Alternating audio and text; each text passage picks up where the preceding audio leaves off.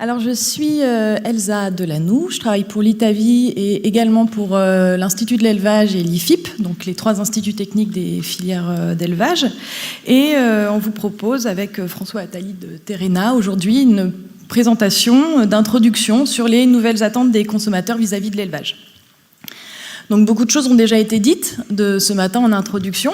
L'objectif, c'est donc pour ma part de faire un état des lieux, un bilan de ces attentes des consommateurs. Et ensuite, François Attali prendra la parole pour insister, pour expliquer la manière dont le secteur professionnel peut s'en emparer et s'y adapter. Donc voilà, une présentation en 2 parties donc plutôt centré d'abord sur les perceptions de l'élevage par la société et ensuite je laisserai la parole à François Attali. Pour ma part, je vais centrer mes résultats sur le projet Accept qui s'est terminé en 2018. C'était un projet CASDAR piloté par l'IFIP, mais dans lequel les instituts techniques se sont impliqués et également d'autres partenaires, l'INRA, l'Université Rennes 2, pour le secteur de la recherche, des partenaires de l'enseignement et également les interprofessions. Je vais passer rapidement sur ces résultats parce que finalement, ils ont déjà été un petit peu évoqués il y a 2 ans aux dernières JRA et que, comme je le disais tout à l'heure, il y a pas mal de résultats qui ont déjà été exposés précédemment. Alors je vais commencer par poser une question quand même qui permette d'avancer. Est-ce que vraiment l'élevage est controversé ? En fait, si on se base sur des enseignements, des définitions qu'on trouve dans la sociologie, qui expliquent le phénomène de controverse, on se rend compte qu'on est vraiment ici face à un phénomène de controverse. L'élevage n'est pas le seul secteur qui est controversé. Il existe des controverses sur plein de sujets. Ce qu'on se rend compte, c'est que généralement, c'est un peu tout le temps la même dynamique, le même processus. Et ça aide un petit peu à comprendre ce qu'on a actuellement, ce à quoi on doit faire face actuellement. La controverse, c'est un conflit qu'on dit public. Donc, je précise, un conflit, donc on a 2 parties en opposition. Donc, très schématiquement, dans le cas de l'élevage, on aurait d'un côté le secteur associatif qui a tendance à critiquer l'élevage et de l'autre côté, le secteur de l'élevage, le monde de l'élevage qui aurait tendance à se défendre. C'est bien sûr une manière de voir un petit peu schématique, même très schématique, parce qu'au sein même de ces 2 univers en opposition, les avis, les points de vue ne sont pas homogènes. Au sein de l'élevage, c'est facile à comprendre.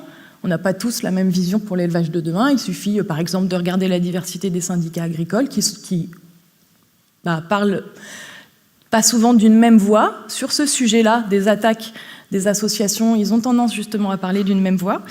Et ensuite, les associations elles-mêmes ne sont pas toutes homogènes dans leur point de vue et dans leurs ambitions pour l'élevage. Certaines d'entre elles militent pour une amélioration de la prise en compte de l'environnement, quand d'autres, c'est une amélioration de la prise en compte du bien-être animal.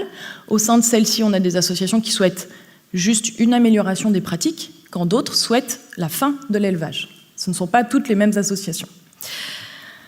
Ensuite, c'est un conflit qui est public, c'est-à-dire que on va chercher à exposer ses arguments et ce n'est pas un conflit qui se déroule dans un cercle fermé. C'est le public qui va juger. Ça, c'est un point important.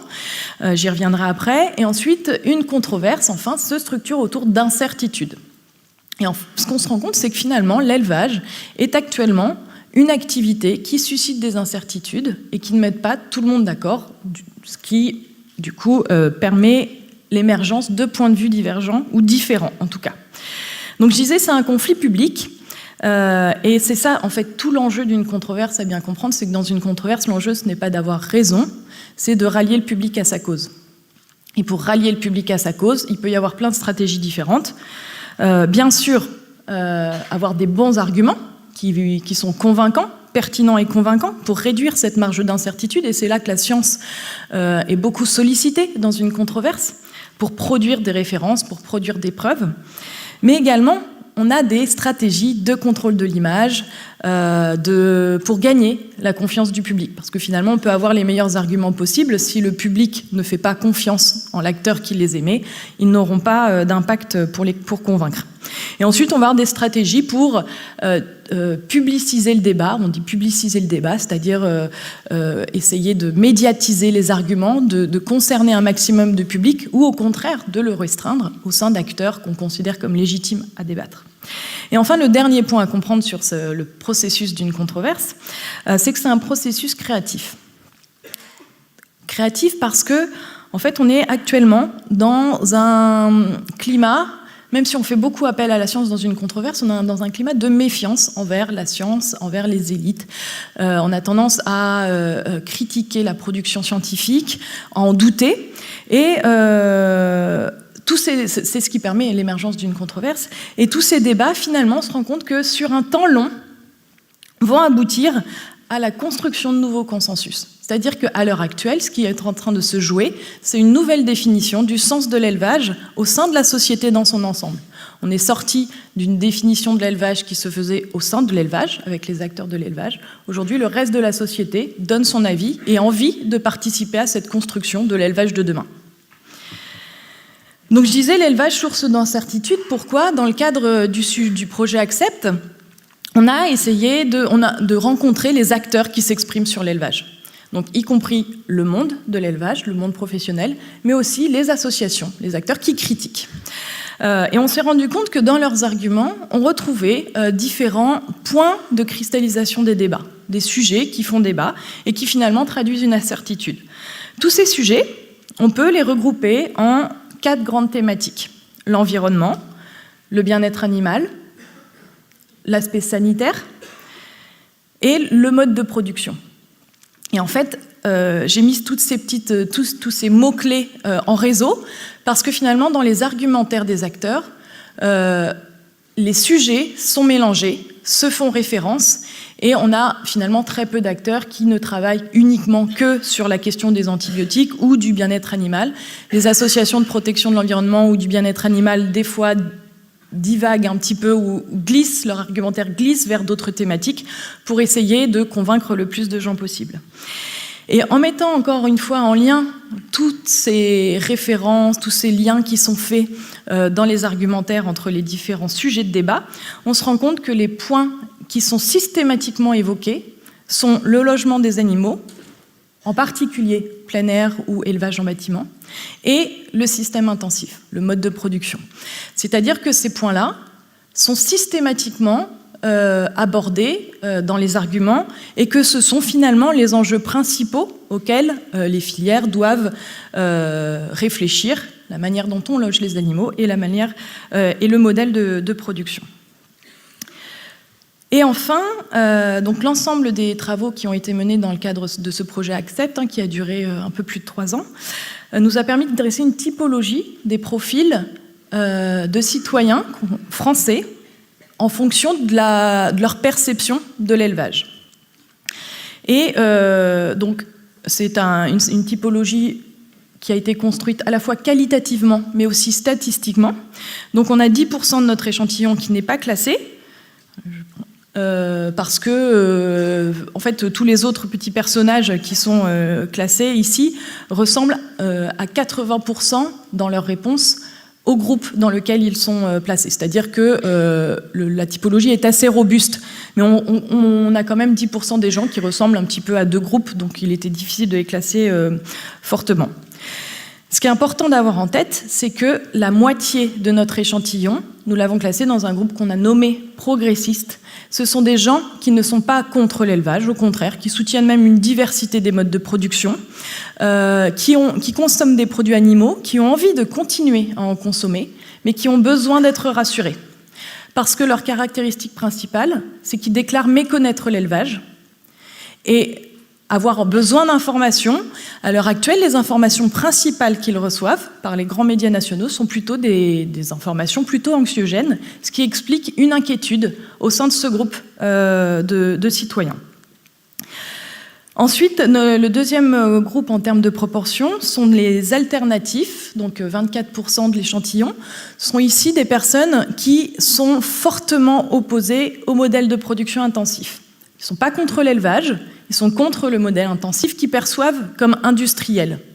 Donc ces gens-là consomment des produits animaux, mais plutôt en modérant leur consommation. Ils ne sont pas contre le principe de l'élevage, mais ils souhaiteraient un développement de l'élevage biologique ou d'autres modèles alternatifs.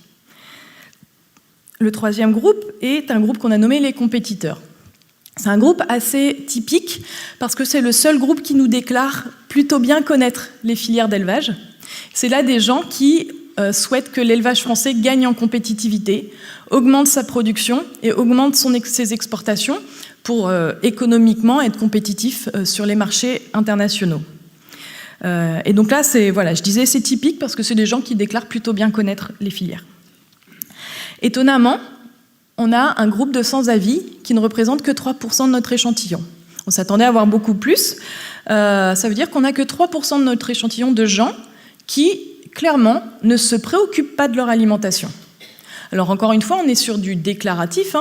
Tout ce que j'expose ne traduit pas des comportements de consommateurs, mais vraiment des visions de citoyens. On n'a que 3% des gens qui, dans leurs réponses, ne se prononcent pas, ne savent pas, déclarent ne pas avoir d'intérêt pour la question et ne pas avoir envie d'avoir davantage d'informations. Et enfin, on a un groupe, là aussi très typique, mais très minoritaire, 2% de personnes qu'on a nommées les abolitionnistes, qui sont ici des personnes qui sont choquées par le principe de l'élevage. Donc c'est des personnes qui considèrent qu'il est immoral de mettre au monde des animaux, de les élever et ensuite de les mettre à mort pour en consommer leur chair. Ils sont vraiment choqués par le principe, philosophiquement presque. Et ça représente que 2%. Au sein de ce groupe-là, on a au sein de l'échantillon complet, on a 0,1% de notre échantillon de personnes qui se déclarent véganes. Donc c'est important d'avoir ça en tête, parce que finalement c'est un groupe dont les points de vue sont très médiatisés, mais qui concrètement est très minoritaire. Je précise que cette étude a été réalisée en 2016 et on a réactualisé certains de ces résultats en 2018 et que les proportions restent les mêmes et les chiffres ont assez peu évolué. Donc pour finir, j'insiste sur le groupe des progressistes qui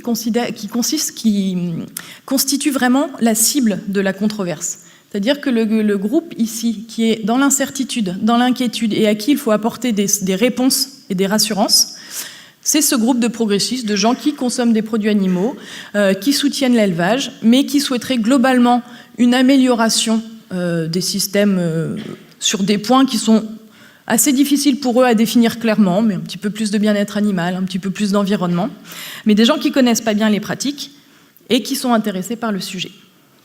Voilà pour ce bilan des perceptions de la société. Et je laisse la parole. Merci. Je vais prolonger en essayant d'éclairer dans une certaine mesure cette controverse, en la remettant dans un contexte qui est un contexte social et d'attente du consommateur. Je pense qu'il faut tenir compte du fait qu'on est aujourd'hui dans un monde particulièrement anxiogène, parce qu'en fait, on est dans un changement de paradigme, et les deux vont ensemble, parce qu'on a devant nous des vrais problèmes à résoudre, et dont on n'est pas très sûr d'avoir les capacités de les résoudre, et de se mettre ensemble pour les résoudre. Les 4 problèmes, parce qu'après on pourrait aller plus en profondeur par rapport à ça, mais les 4 murs, dans une certaine mesure, qui sont devant nous et dont on a tous conscience, c'est l'environnement. Voilà. On a conscience d'une vraie problématique environnementale, climatique devant nous, dont on sait que si on ne change pas nos paradigmes, elle ne devrait que s'amplifier. On a d'énormes problèmes sanitaires qui sont là aussi devant nous, qui sont de plus en plus, dont on comprend de plus en plus qu'ils sont liés à l'environnement. Et dans l'environnement, l'alimentation est capitale, à la fois comme cause et comme effet. Quand je parle de problèmes sanitaires, c'est l'explosion des maladies immunitaires, des allergies, du diabète, des cancers, qui sont devant nous, qui vont coûter cher à la société et pour lesquels, au fond, on n'a pas beaucoup non plus de solutions d'éradication des causes. Je donne juste un exemple. Il y a beaucoup de débats, par exemple, sur le cancer. Il faut savoir que le nombre de cancers augmente. Donc souvent, on est un peu aveuglé par le fait que la mortalité du cancer diminue, parce qu'on soigne de mieux en mieux le cancer, mais le nombre de cancers, au contraire, augmente énormément. Voilà, c'est juste pour mettre les chiffres en regard.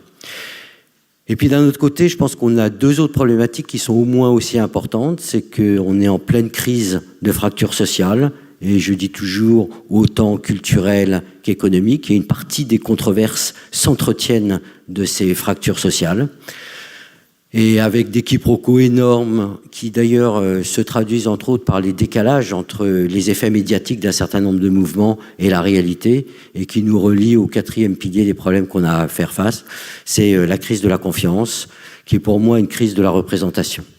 Alors la crise de la représentation, on peut en donner plein d'exemples. Je ne pense pas d'abord à la représentation politique, je pense d'abord à la représentation marchande et médiatique. La première crise de la représentation, c'est ce qui vient d'être évoqué, c'est que 1% de la population, même pas 1% de la population, peut donner l'impression à l'ensemble des acteurs d'une population qu'il y a un problème, alors que c'est eux qui génèrent ce problème. Donc il y a une sorte d'inflation du discours par rapport à la réalité qui fait qu'au fond, quand on a ça, il y a toujours le sentiment que ce qui est dit ne correspond pas à ce que je vis, mais en même temps, avec ce qu'on appelle une volonté de réduire la dissonance cognitive, c'est d'être tenté de s'approcher de ce qui est dit pour pas que cette rupture soit aussi forte. L'autre moteur de la crise de la représentation, on en est tous largement responsables, et les premières victimes, c'est sans doute les scientifiques, paradoxalement. Quand je dis on est tous responsables, c'est qu'on entretient un décalage entre ce qu'on dit, les images de ce qu'on fait et ce qu'on fait. Et de tous les côtés. Alors, comme je suis directeur marketing depuis des dizaines d'années, je fais partie des gens les plus responsables de ça. C'est-à-dire, au fond, au lieu de communiquer sur la réalité avec les consommateurs, on communique sur et au travers des représentations qu'ils titillent, qu'ils stimulent, qu'ils motivent. Quitte à ce que ces représentations soient de plus en plus éloignées de la réalité. Et puis en face de ça, parce qu'il y a cette rupture, on a des acteurs qui, eux aussi, se deviennent complices de cette trahison, parce que j'emploie le mot trahison, parce qu'en fait, la rupture de la représentation aujourd'hui est vécue comme une trahison collective. Et dans la trahison collective, plus personne n'a confiance en personne, et il est très facile de devenir les otages de mouvements ou de prises de parole qui font prendre la partie pour le tout. Quand je dis qu'on est tous responsables, c'est évidemment que quand en communication on présente la filière volaille au travers d'images où on a 3 poules qui se baladent dans la campagne comme des images de Martine à la campagne, on triche. On triche entre le contenant et le contenu. Et puis dans un premier temps, on n'en voit pas les effets, on n'en voit que les effets positifs. C'est que ça mobilise et c'est pas très important. Et puis quand on est acteur nous-mêmes, on triche aussi parce qu'on ne dit pas que ce n'est pas vrai. Puisqu'on profite de la situation, on laisse courir ces images. Et au fond, on crée une rupture énorme entre ces images et la réalité. Et il est très facile après pour d'autres acteurs de venir dénoncer cette rupture en prenant eux aussi des images qui ne révèlent pas la réalité, mais prennent encore l'arbre pour la forêt et qui dénoncent à partir de quelques images l'idée de ce décalage entre ce qui est dit et ce qui est fait, au nom d'une tromperie collective et d'une trahison collective. Et en fait, on embarque tout un débat, des controverses, mais pas que de controverses, dans cette rupture de charge qui fait qu'à un moment, il faudra sans doute s'interroger sur la façon dont on peut relier ce que j'appelle le contenant au contenu, les images à la réalité, de telle sorte que justement la réalité à laquelle s'attellent les scientifiques dans leur volonté de la connaître et de la décrire puisse retrouver un niveau de crédibilité qu'ils sont en train de perdre, puisque de toute façon, le sentiment collectif, c'est qu'on nous cache la réalité, qu'on nous a trompés sur la réalité. Donc les premiers à nous avoir trompés, c'est ceux dont c'était la vocation, c'était de s'atteler à la réalité. Ce qui est un paradoxe, une aporie terrible, mais c'est quand même là-dedans qu'on est aujourd'hui. Dans ce contexte, en fait, on est aussi on a à traiter d'une multitude de demandes. Je pense qu'il y a un axe qui traverse toute la société, c'est comment produire et consommer autrement. C'est un axe qui nous traverse, sachant qu'on joue beaucoup à la patate chaude. Et dans la patate chaude, en général, ceux qui sont le plus acculés, c'est ceux qui produisent. C'est-à-dire, c'est comme si la société demandait aux producteurs de produire autrement, sans être directement concernés dans ses comportements. Elle peut l'être dans les discours, mais pas tant dans les comportements. Et c'est ce qu'on évoquait tout à l'heure du paradoxe de la consommation. Voilà, dans le discours, on demande beaucoup de produits naturels, mais dans la réalité, on consomme de plus en plus de produits élaborés qui sont exactement aux antipodes des images véhiculées par la demande. Voilà, on est dans ce paradoxe. Il ne faut pas dire qu'on en sortira en levant les contradictions, c'est plutôt en trouvant des solutions par le haut qui font que, au fond, c'est le cheminement naturel. Et que si une tendance de fond, c'est bien de consommer des produits élaborés, à laquelle répond une angoisse, qui est je ne sais plus ce qu'il y a dans les produits élaborés. Mais c'est pas l'inverse.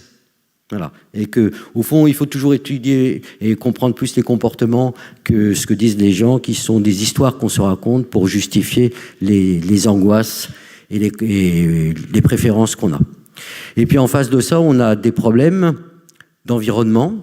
Et quand je dis un problème d'environnement, je suis plus sur la case que j'évoquais tout à l'heure des risques climatiques, mais d'une nouvelle positionnement de l'être humain par rapport à l'environnement. Voilà. Il y a une rupture qui est en train de se produire qui fait que l'être humain, c'est une rupture dans la conception occidentale du monde, que l'être humain ne peut plus ad vitam aeternam se considérer comme en surplomb du monde, mais fait partie du monde, fait partie de son environnement, et qu'il doit réfléchir à sa façon de l'utiliser pour les années à venir. Et ça remet en cause beaucoup de nos paradigmes. Et avec une demande de consommation qui elle-même est à la fois, je vais dire, micro et macro. Micro, c'est comment mieux vivre et comment mieux manger pour mieux vivre, qui est elle-même paradoxale, parce que le discours ambiant dit que le mieux vivre, c'est la santé, mais la réalité de tous les jours, le mieux vivre, c'est aussi plus de plaisir, plus de simplicité. Et je ne prends que ces trois éléments, ils ne sont pas toujours en synergie les uns avec les autres, ni dans la réalité, ni surtout dans les cerveaux humains. Et puis on a une vraie problématique, c'est qu'on a devant nous une population planétaire qui augmente. Les chiffres les plus bas envisagent 9 milliards d'habitants en 2050. Et au fond, on va devoir répondre à cette demande qui augmente, probablement en remettant en cause les paradigmes de l'utilisation du vivant qu'on avait jusqu'à aujourd'hui, ce qui rend les choses très difficiles et problématiques. Et puis, dans cette évolution, je vais passer très vite là-dessus, mais c'est quand même important qu'on l'ait en tête, il y a la représentation de l'alimentation qui a complètement changé au cours de ces 50 dernières années. Au fond, on est les héritiers d'une représentation de l'alimentation qui était substantielle et qui se véhiculait par des noms. Voilà, on mangeait quelque chose qui avait un nom. On mangeait des bananes. Et puis progressivement, dans les années 70-80, c'est pas du tout anodin, de façon corrélée à la première crise énergétique, c'est vraiment pas anodin, on s'est mis à consommer de l'énergie. Et donc les aliments étaient au fond dépassés par leur dimension énergétique. Et en fait, je consommais à la fois une banane et sa traduction en calories. Et puis, depuis les années 2000, et là aussi, les choses avancent ensemble, on est passé d'une conception simpliste, la calorie, à une conception beaucoup plus complexe, que sont les nutriments. Et cette complexité, elle est en train de passer d'une notion des nutriments qui était une notion mécaniste à une notion qui est liée au vivant. Et au fond, on retrouve l'idée que la relation que j'ai avec l'alimentation est une relation extrêmement complexe et que les aliments que j'ingère sont vivants et rentrent en interaction avec le vivant de nos propres organismes. Ce qui est une façon de retrouver des imaginaires extrêmement ancestraux, c'est même une symbolique humaine qui fait que tout ce qu'on mange, on le mange, c'est du vivant qu'on mange. Il ne faut jamais l'oublier quand on a à traiter des questions de l'animal, que fondamentalement on mange du vivant et qu'on est très irréaliste dans nos fantasmes par rapport à ça, parce que personne n'a l'impression de manger des cadavres quand on mange de la viande. Voilà, donc on a aussi cette aporie humaine qui fait qu'au fond, on est persuadé de manger du vivant et que le vivant est donc fondamental dans les questions qui se posent aujourd'hui. Alors dans ce contexte, que j'ai essayé de passer le plus vite possible, le bien-être animal arrive. Et au fond, la question c'est pourquoi elle arrive maintenant et de quoi est-elle le véhicule ? Et est-ce qu'on ne se trompe pas parfois dans l'interprétation qu'on fait de ces préoccupations ? Et c'est pour ça que je pose tout de suite la question du lien entre ces questions sur le bien-être animal et la projection d'un mal-être humain. Alors évidemment, dire ça, c'est poser la question, la double question, mais de qui parle-t-on? Quand on parle des animaux, de qui parle-t-on? Et quand on parle des animaux, est-ce vraiment des animaux dont on parle? Alors déjà, quand on parle des animaux, de qui parle-t-on? L'espèce animale est absolument gigantesque et je ne suis pas sûr que la population soit très préoccupée du bien-être animal si on parle des insectes. C'est quand même très intéressant parce que les élevages d'insectes se développent et je pense que quand le public va s'en rendre compte, il va plutôt avoir peur de contamination que d'être préoccupé du bien-être des insectes. Mais si ce que je vous dis est vrai, ça veut bien dire que dans les animaux choisis, dans notre préoccupation, il y a bien un lien qui nous lie à eux, et c'est ça qui doit nous interroger. Et au fond, ce lien, c'est un double lien, c'est un lien de proximité émotionnelle, même si elle est imaginaire, et un lien d'utilisation. Parce qu'au fond, la question, c'est comment élève-t-on les animaux pour les consommer? C'est ce que j'appelle l'utilisation. Et dans ces deux niveaux-là, on peut dire qu'il y a une part d'anthropomorphisme qui est sans doute extrêmement important. Et j'alerte beaucoup parce qu'on ne répond pas du tout de la même façon si on prend en compte ça ou si on ne le prend pas en compte. Je pense que dans la question du bien-être animal, il y a aujourd'hui énormément la question du bien-être humain. Et qu'au fond, les animaux sont une surface de projection pour permettre aux hommes de remettre en question un certain nombre de paradigmes dont ils sont les premiers victimes. Et c'est plus facile de parler au nom des animaux que de parler au nom des hommes. Et ce mouvement est monté bien avant les Gilets jaunes, mais les Gilets jaunes sont une traduction de la revendication d'une prise de parole, de ceux qui n'ont pas la parole. Et les premiers à ne pas avoir la parole, ce sont les animaux. Et il y a une confusion des genres qui est importante. Si on n'en tient pas compte, on répond que de façon technique à la question du bien-être animal. Et on entérine le fait qu'on privilégie la question de l'animal pour résoudre les problèmes sans tenir compte du fait qu'il faut aussi résoudre la question des humains. Sinon, techniquement, on va répondre les animaux contre les hommes et en fait, on ne va qu'accroître la gravité du problème. Donc, les éleveurs le savent, bien sûr, puisqu'un certain nombre de contraintes apportées sont contre eux, dans une certaine mesure, peuvent être vécues contre eux, qui ne fait qu'accroître la rupture de représentation, la crise de représentation. Mais on peut parler des gens qui travaillent dans les abattoirs. Enfin voilà, il y a une sorte de mise en avant des animaux derrière lesquels il faut se dire il y a sans doute une plainte humaine qui est importante et qu'il faut prendre en compte et qui doit faire partie des réflexions qu'on doit avoir quand on veut repenser nos modèles, qui sont à la fois repenser nos modèles économiques et repenser nos modèles sociétals, et en tenant compte à la fois des attentes des consommateurs et des attentes citoyennes, dont une partie du paradoxe évoqué déjà vient de là. C'est-à-dire que mes désirs privés ne sont pas forcément mes désirs de communauté sociale, et on doit faire face aux deux à la fois. Sachant que ça veut dire, dans tous les cas de figure, qu'au fond, on est appelé à produire différemment et consommer différemment. Et qu'il faut répondre à ça. Et que sans doute, la première façon de répondre à ça, outre le fait de sortir de cette crise de la représentation, c'est de réussir à sortir du manichéisme dans lequel on est, qui voudrait opposer le monde économique à une nature totalement idéalisée. Parce qu'au fond, une partie de la controverse se nourrit de ça. Sachant qu'on est à la fois, on est dans le faux des deux côtés. C'est-à-dire chacun s'arc-boute sur des représentations qui sont des représentations sur lesquelles il faudrait pouvoir évoluer et en fait sur lesquelles on ne le fait pas.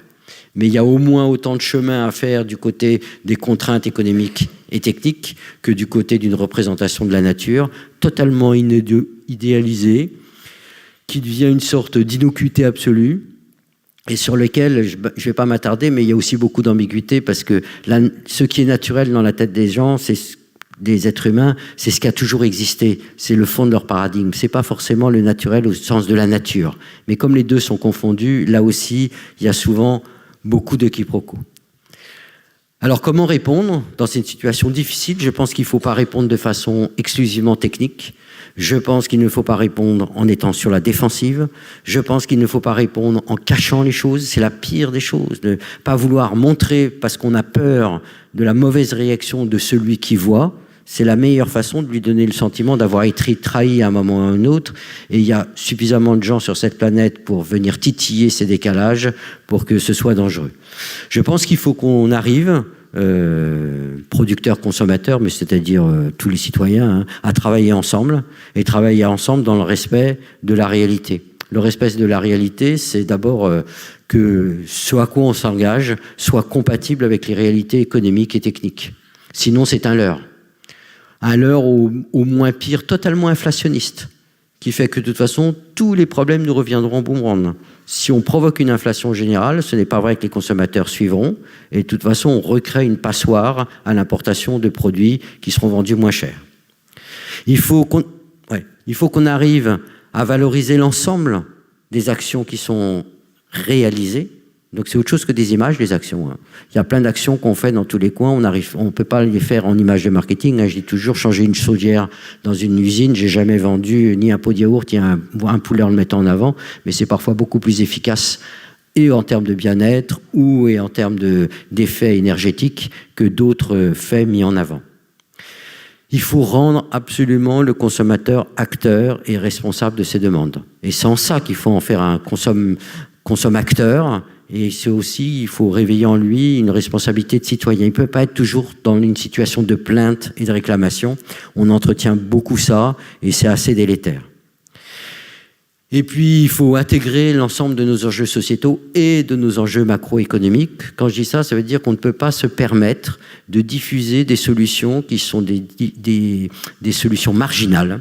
On ne peut pas rompre l'équilibre de modèle économique en disant qu'il y a des solutions alors que ces solutions ne sont applicables que sur une toute petite partie des marchés. C'est très pervers parce que ça fait que les gens croient que c'est possible et en fait, on les met encore dans un effet de rupture par rapport au réel. Et puis essayons aussi collectivement de sortir de querelles idéologiques. Au fond, la querelle de la contrainte économique et de l'imaginaire idéalisé de la nature en fait partie. Au fond, ce sont des apories, c'est extrêmement délétère, ça défait les liens sociaux. Essayons plutôt de développer ensemble une intelligence collective dans laquelle la science a évidemment une part très importante à apporter. Et ce sera, à mon avis, la seule façon d'essayer de reconstruire tout ensemble un monde dans lequel on peut tous coexister, à condition qu'effectivement, il soit plus équitable. C'est le partage de la valeur, c'est le partage des valeurs économiques, mais aussi des valeurs culturelles. Et puis un monde dans lequel on arrivera à restaurer la confiance, parce que se passer la patate chaude au fur et à mesure du temps, ça ne fait que détruire tous les maillons de la chaîne sociale, et je ne pense pas que ce soit ce qu'on a de mieux à faire. Merci.